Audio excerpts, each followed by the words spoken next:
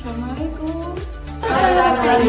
Alhamdulillah, aku cerdas, aku santun, aku tangguh.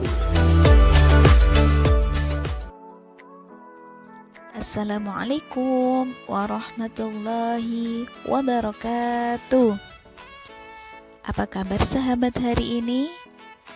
Alhamdulillah, aku cerdas, aku santun, aku tangguh.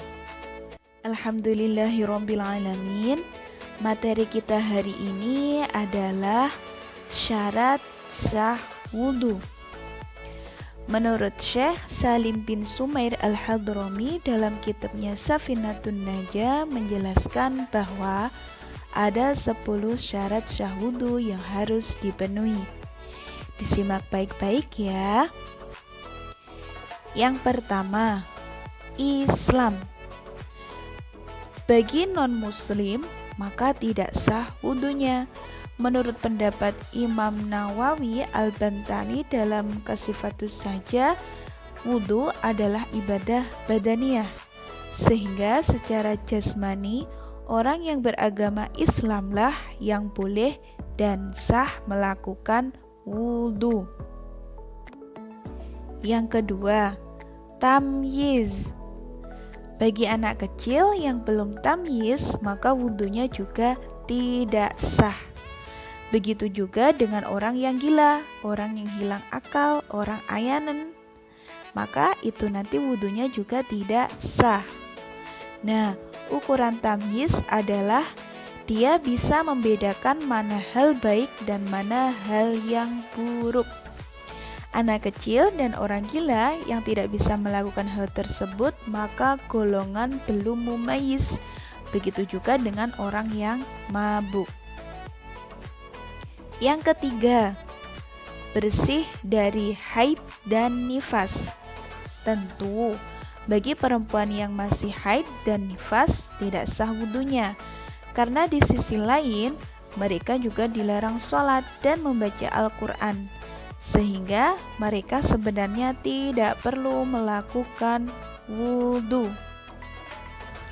Yang keempat, bersih dari sesuatu yang dapat mencegah basuhan air ke kulit.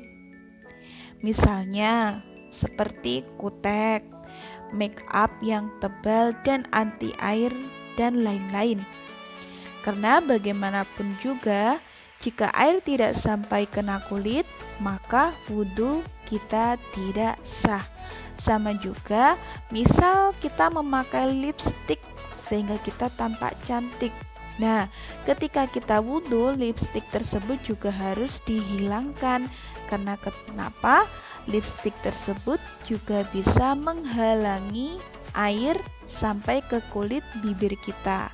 Maka dihilangkan dulu baru kita berwudu agar wudu kita juga sah.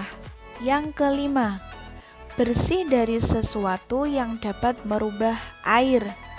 Misalnya, kita berwudu, kemudian di lengan kita ada tanah liat yang menempel dan kita tidak menghilangkannya dahulu. Sehingga ketika air kita alirkan mengenai tanah tersebut dan tanahnya luntur sehingga dapat merubah air yang mengalir di tangan kita, maka hal ini juga membuat wudu kita tidak sah.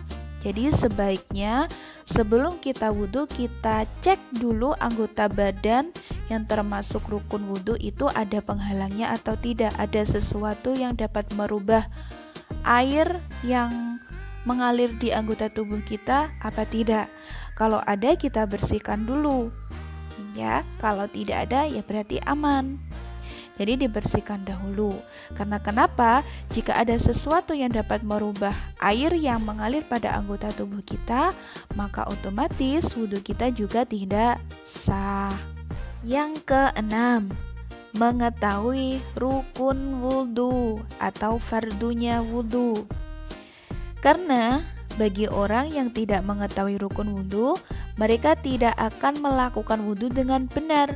Oleh karena itu, para ulama mensyaratkan untuk mengetahui rukun atau fardunya wudu.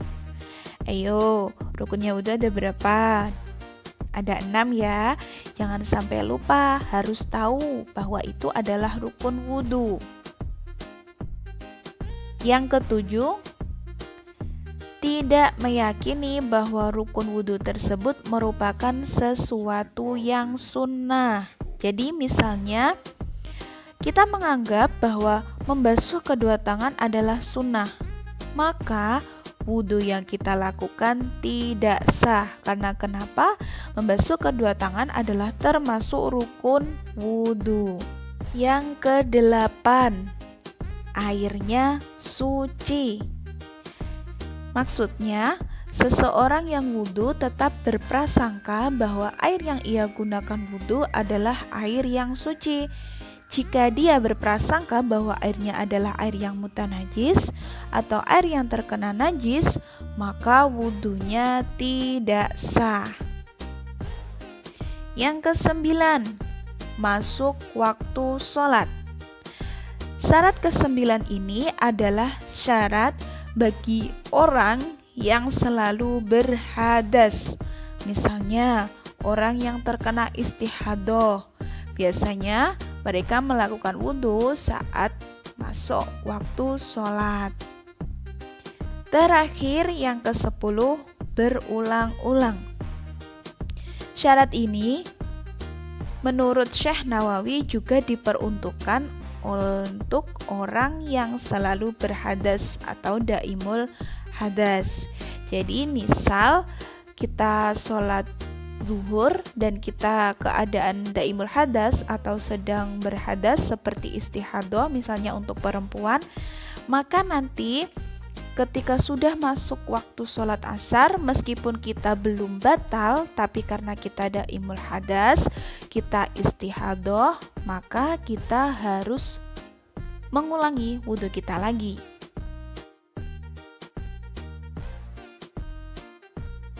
Jadi, kesimpulannya, syarat syahnya wudhu antara lain, yang pertama, Islam. Kedua, tamyiz. Ketiga, bersih dari haid dan nifas. Yang keempat, bersih dari segala sesuatu yang mencegah basuhan air ke kulit.